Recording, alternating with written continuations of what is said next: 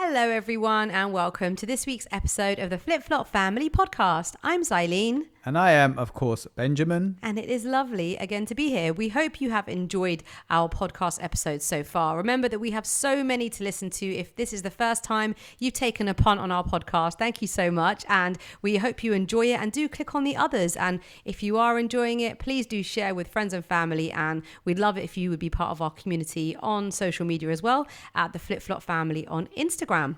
How's your week been? I hope you've had a lovely week. We've had a very different week in our household, haven't we, Benjamin? With a little addition. Yeah, we had, so my friend went away to the States for 5 days and he was looking for a home for his doggy, little cockapoo, which is a cross of a Cocker Spaniel and a poodle. Very cute, called Biscuit. And we kind of put our name in the hat, and we're like, yeah, do you know what? 5 days we've been thinking about getting a dog. Shall we take on this little darling cockapoo Biscuit for 5 days and see how it goes? And the relationship that we never thought we'd see was you became best friends with this lovely Biscuit. Yeah, I mean, I never thought it was going to happen either. We have talked about becoming dog owners on a previous episode, actually. And I think it's become a bit more of a serious topic in our household about having a dog. So it was a really good way to kind of see how the family was. And I was always like, I'm happy to have a dog, but I was probably the least person who was on the kind of let's get a dog bandwagon, only because I'm aware, or I'm not aware, but I've heard how much work it can be. And I just wasn't a fan of the picking up of the poos, you know? Yeah, and I don't think you come from an animal background. Like, when I say that, I mean, like, as a child growing up, you never really had pets. I don't think your parents were fans of pets and stuff like that. Well, I had a little cat, but I mean, I had to kind of sneak her in, like sneak the pet food and the litter tray and stuff into the grocery shop without my parents realizing, and just brought home. How did you do that? I don't even know, but when you're the youngest child, you tend to get away with stuff. So I brought a little black kitten home called Gizmo, and we had her for a little while, but in the end, my mum was like kind of scared of her, so we had to give her away. But yeah, we don't really come from a proper... Generally have that. So I've had a dog in the past. It was a Rottweiler and a cross with a Border Collie, which is a farm dog. And always loved dogs. So I've kind of, I kind of know the kind of work ethic that goes with having a dog. So the kids have been on us for a while now to get a dog. So I think having Biscuit over this kind of time has given us a real insight into the workload and the responsibility that you have to have when you have a dog.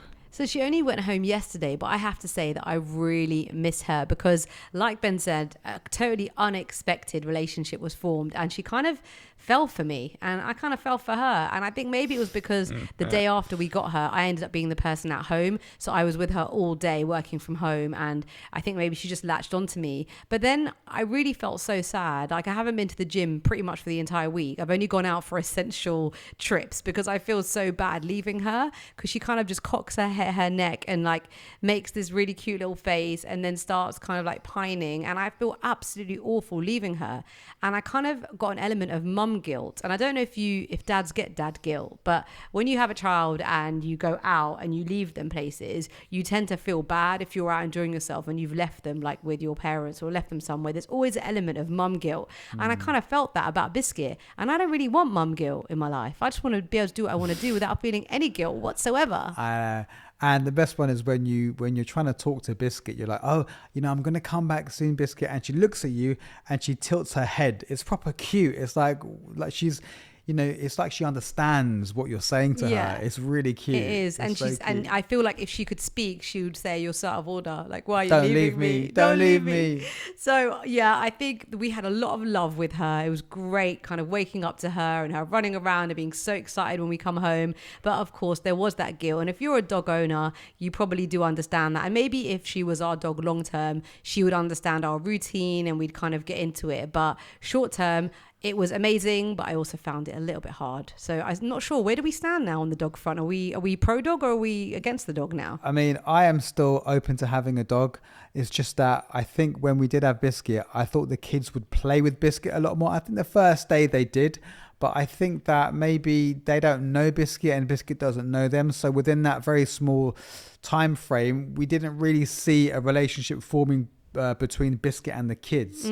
But I'm hoping that if we did get a dog, that they would have that bond and that, you know, relationship. And we'll have to wait and see. But I'm still open to having a dog, and I think the kids are too as well. Yeah, I think I'm still on the fence. Yeah. I think I'm further down the fence than I was, but I'm still on the fence. I really enjoyed it, but I do like understand the work, and we had really good weather with the walks and stuff, but obviously generally in the UK the weather's awful. So yeah, we'll see. Has having Biscuit made you want to have a dog a little bit more or a little bit less? No, a little bit more. Bit more, Okay. definitely. So am I further down the fence or further up the fence? I'm not quite sure with that analogy, but I feel like I'm further down, like closer to the ground. So yeah, I'm more up for it, but I think I was totally spot on with the work involved. Yeah, and especially because we've got a fairly new house and fairly new carpet, and we would wash her paws every time she came in, which was a bit of effort. Even you were like, oh my gosh, I've got to wash her paws. But I guess you don't have to, but if you want to keep your house clean, then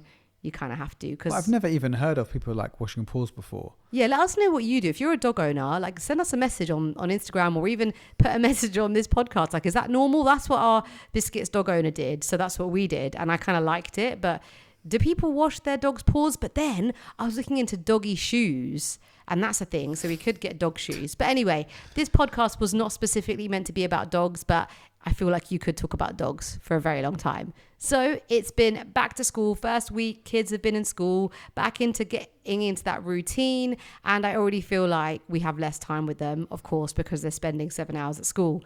So I've actually found myself gaming with Zach, which I never thought I would do as well, because we're always like, stop gaming. But I'm just kind of thinking like, if you can't beat them, join them. And so I had a go. And I don't know if you know, Ben, but I was a bit of a gamer when I was younger. I had a Sega Mega Drive. I never knew that. Yeah. And Wow. I did obviously they were really bland games back in the day, but I did actually enjoy The it. games were all right back in the day. No, I mean like compared to now. Oh, now's a whole different thing altogether, my gosh. of course. Yeah, now's like next level. And out of me and my siblings, I would say I was the biggest gamer out of all three of us. And so I played a game with Zach on the PS5. It's called Asteroids Playroom. And it's so immersive, like compared to the way we used to play the games. Like I was holding the remote, it was vibrating. When I wanted the little person to kind of like flip round, I actually had to do the movement with the controller. Yeah. Like, this is amazing. Now you can see good, why kids absolutely, and adults alike, love gaming because it's not just like a thing you do with your hands. Like it's like your whole body and your mind is like totally immersed in it. That's it. And it's quite sociable, because if you have games that you can have more than one player, you can actually get your friend who's also online, and then you can talk to each other, you can get a strategy going on, you can really be a part of the same game at the same time as well. So as much as it's like, you know, gaming, it's also quite a sociable thing as well. So I feel like a lot of kids enjoy doing that, especially Zach. He comes home and he's like, oh, I want to get on the gaming now because my friends are on now, and they're playing this game, they're playing Fortnite. So it's got the social aspect well to it, which is interesting. Yeah. So since kids have gone back to school, we have tried to implement a no gaming, no TV rule, like Monday to Thursday.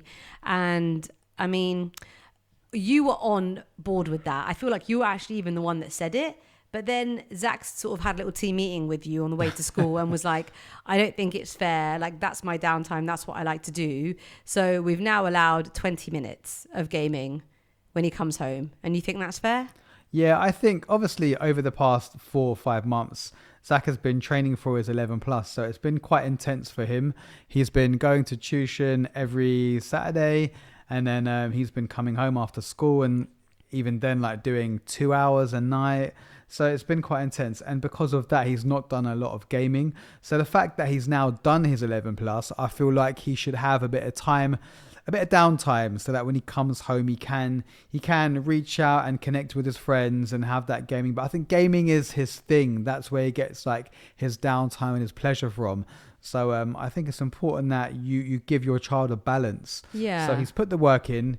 He's had his exams, so we can't ask any more from him. So I think now it's okay to kind of allow him to have a little bit of downtime with his gaming and his Switch and stuff. I do get that. But at the same time, as we've implemented this rule, even for such a short period of time, I feel like me and Zach have done loads more together. Like, you've been a bit busy recently with work, and I've been home with him, and he's done experiments. Like, he's been doing, like yesterday, he was putting like bicarb bicarbonate of soda with like white wine vinegar or something, and then he had like a balloon on it, and the carbon dioxide was like blew up the balloon. No way. And then he did some other thing with your like Gillette shaving foam, and I was like, no, get the crap, like own brand shaving foam. And he did something with that. And then we've also been reading loads together. Like we started reading David Walliams' Demon Dentist, and we're also reading his school book together called Cool, which is about this little boy Robbie who runs out after his dog who goes into the road, and he gets hit by a car and he's in a coma. And that sounds really morbid, but the whole story is like Robbie in the coma, and he's narrating it, but obviously he's speaking, but he's in a coma. And it's a really good story, but I've really enjoyed doing that with Zach. And actually yesterday he came home and I couldn't wait. I was like, Zach, get your book out, like I want to know what happens next. And I feel like only when you shut off things that are easy like TV and gaming and phones do you then give yourself that time to explore the other things that take a bit more time, but that you get a lot of satisfaction out of and a lot of enjoyment out of, like reading and doing crafts and experiments and all that kind of stuff. So I don't know, I don't even know about 20 minutes a day, but maybe, I guess we'll only have to wait and see what happens. It's difficult because obviously when you read, it's about your imagination, and it's great that you go to a place where you can really think about what the book is about. And I feel when you game, you're so like, you know, you're like brains moving at a fast pace, and you're really like immersed in the game, that when you go back to pick a book up, it's like, oh, it's a bit boring, because the game is full of color. You're like interacting, you're firing, you're shooting, you know, you're doing stuff. But when you read a book, it's a bit boring. So it's important that they kind of have that balance where they do have a bit of gaming, but at the same time, your kid understands the beauty of actually reading a book as well. You know, it is just the most beautiful thing. It's literally a balance. It is really a balance. I mean, even as adults, we totally dip in and out. And whenever I'm in it, I'm like, why did I stop? Like, why have I had a break from reading? Because it is just, like you said, it's magical, and it really just kind of ignites your imagination, and it's just such a beautiful thing. So this week, my really good friend told me that she and her family are moving to Dubai, and she's actually the second. Emiliana's other friend has moved to Dubai as well, and I feel like there's almost been a second wave of these moves to the UAE. Because do you remember, like I'd say, like maybe 10 years ago, I feel like everybody was getting a job, all the rage, and moving to Dubai, and now it's happening again, and it really got me thinking, you know, like I'm so happy for her, and I think it's going to be a really amazing adventure for them as a family, like another chapter in their lives. But it really got me thinking about sort of our life, and again, how the world really is your oyster. And of course there are limitations, and there are more limitations for some, but you get to choose how you want to live your life. And I just think that you have to constantly remind yourself of that, you know, as we do. And we talk about this kind of stuff a lot on our podcast. And then we get into the daily, monthly, weekly motion of life. And you kind of forget that actually everything is a choice. You know, you choose how to live. You choose if you want to be in the UK. You choose if you don't. You choose if you want to send your kids to school. You choose if you want to homeschool. Like, you know, it's like you're in control. And I think sometimes it's really easy to forget. Yeah, especially if you're kind of stuck in your ways. Like I think a lot of people find it hard that when they've got a structure, they've got kids that go to a school and they've got a job, I think they find it almost impossible to come out of that, even if they're like not happy in their job. It's quite a big deal to just up and move, to be like, oh, let's just go away. Let's go to another country. Let's start again. Let's get a house abroad, send the kids to a school. It's very difficult to up and do that, but it's all so possible. It's just really about what you want. And you'll find that when you start to get the wheels in motion, then you start to get a bit of momentum, and then things just start to fall into place. But it's a massive step. But you're right, people, you're in charge of your own destiny, and you have to understand that and appreciate that. Like, whatever you want to do is so possible. It is so possible. You know, like these, you know, your friends are going to go to Dubai. It's going to be big for them. It's going to be, they've got to find a school, I'm sure. They've got to find a home. unless his work is going to do that for them. Yeah. But it's still, they need to know about the shopping, about the gas bill, the electricity bill, the, local gym, what they're going to do on the weekends. It's a massive move. Yeah. But they'll find a way. You always find a way. It's like having a third child. I know it's like, oh my God, a third child. But, why does that always seem to creep in, Ben? Because that's always the example. my point is that you will always find a way to make things work. If you had I feel there's never really the right time to have a child. People have got, full-time jobs and they're busy and they don't have, the money or whatever. But if you have that child, you will find a way to make it work. Yeah. You always find a way, no matter what, I guess. We all hit hurdles in our lives, whether it's work, whether it's family, and we manage to, get through it and then look back and say, okay, I got through that. It was hard, but I got through it. But I don't know. I just think I haven't had a bit like big news like that from friends for a long time, and hearing it just made me like I said, really happy for them, but also made me think, oh, are we happy here, or do we want to go again? Obviously, if it's the first time listening, you may not know that we did a year of travel just before the pandemic, and had a year away and did 26 countries in a year with a 2-3-year-old and a 5-year-old. So it was amazing, and it totally got us through COVID, like the memories, and it was definitely the best year of our lives that we had. But we did come back because of family and friends, and of course now that we're older as well, our parents are older, and you want to be here for them because you don't know how long you have with your parents, and those times of course are precious, but at the same time you do have to do what's right for you and your family. Yeah, exactly. But we always say to the kids, like, whenever you're ready to go, let's go, we'll up and move to Bali, because it's just a different life. And I think nowadays, with the cost of living, I think London, the UK, London especially, it's almost becoming really hard to live here. Yeah. Like before, I think the thought of moving away was like, an adventure, something cool, something different. But now I almost feel like we're almost being pushed, either pushed out of London or pushed to another country, because it is hard. Yeah. And I'm sure that even, people that perhaps didn't feel the pinch before must be feeling it now. Yeah. Like there's no end. When is things going to stop getting so expensive? Yeah, everything just seems to go up. I mean, even if you get a parking ticket now, I got a parking ticket last week. The parking ticket is £160. Or if you pay within 14 days, it's £80. Oh, God. I mean, that's like insanity. It is insanity. It's so much money. Yeah.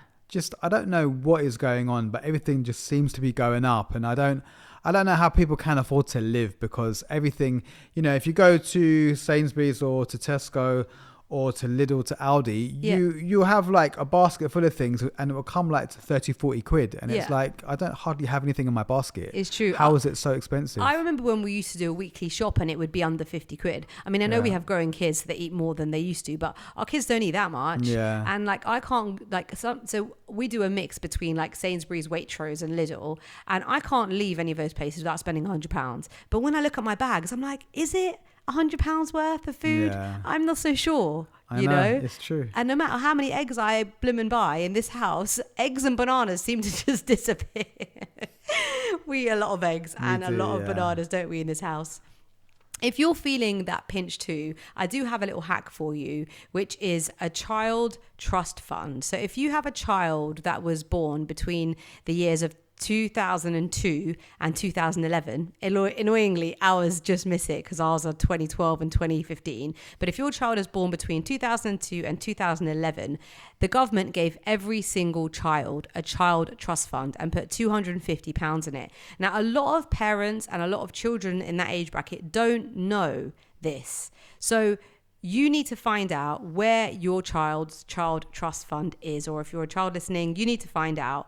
So if you just go onto the government website, if you Google find my child trust fund government, click on that, it will send you to the government website, and you can basically just enter in your date of birth, and it asks you a few questions. I think it takes less than 10 minutes to complete, and it will basically respond to you within 3 weeks, telling you where your child trust fund in. And if you could think about it, if they put in £250 when you were born, the interest alone would have racked up, and you should have a little bit of money in there. And then you can decide whether you want to transfer it to an ISA or whether you want to take the money out. But just make sure you have a look, or if you don't have a child in that age bracket and you have a friend who does, do tell them about it. It's called the Child Trust Fund.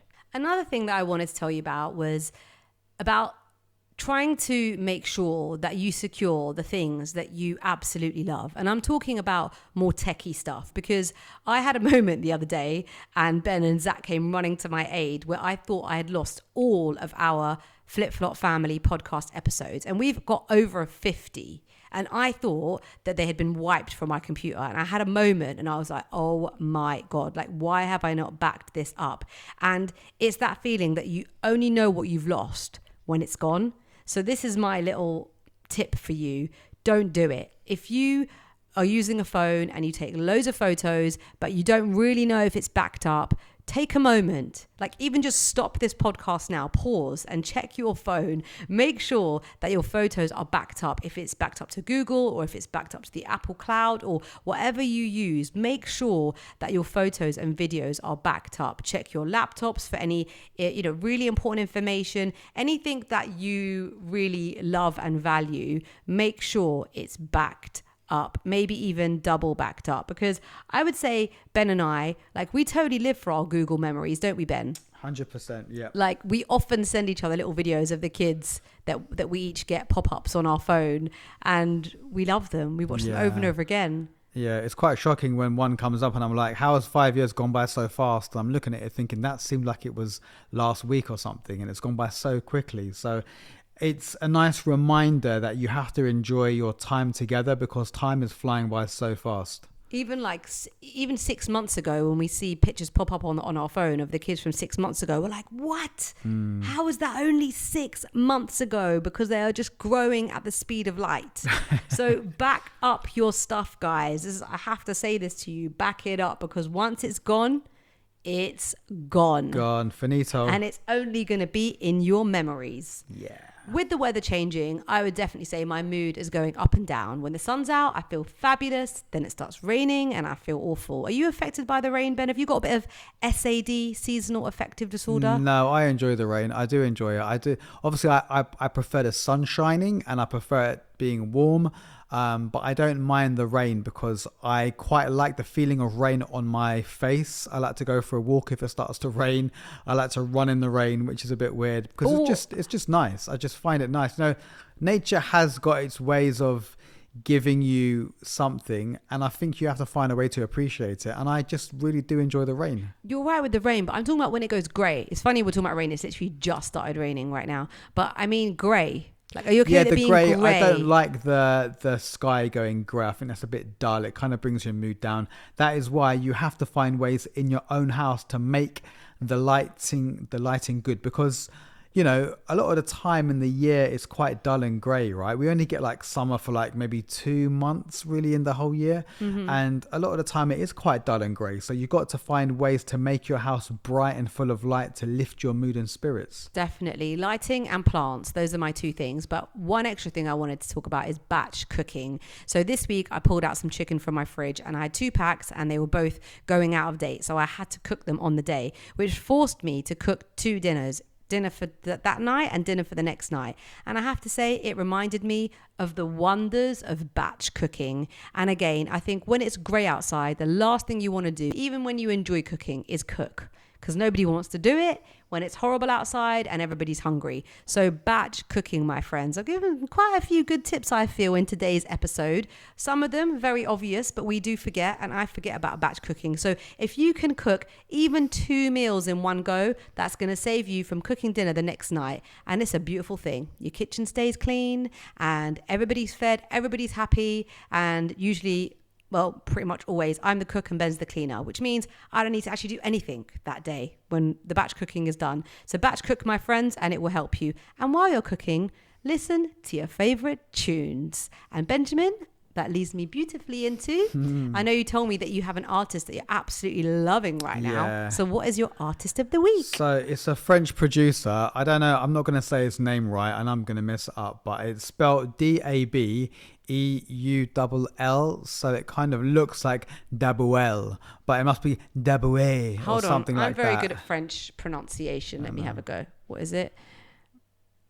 Yeah, that's quite a hard one to read. I can't pronounce it. I'm saying it completely wrong, but there's not any particular tune that I love of him, but I love all of his songs. He's a producer, and he's quite big on having lots of keyboard riffs in his songs, which like breaks up the song really well. So if you have Spotify or whatever you do have where you get your music from, check out Dabuel, Dabeull. It's like kind of electronic R&B type vibe, but it's really cool. I'll get Ben to select his favorite one, and that tune by that artist will be added to the Flip Flop Family podcast Song of the Week playlist, which you can find on Spotify and on Apple as well. And that way you can then explore the artist if you fancy it. My favorite one is called You and I. You and I. Okay, so we'll add featuring You and I. Holly Brune. So we'll add that tune and enjoy. It is really nice, actually. Ben just had it playing just now while he was washing up and emptying the dishwasher. So yeah, do have a check out of our Flip Flop Family Song of the Week playlist,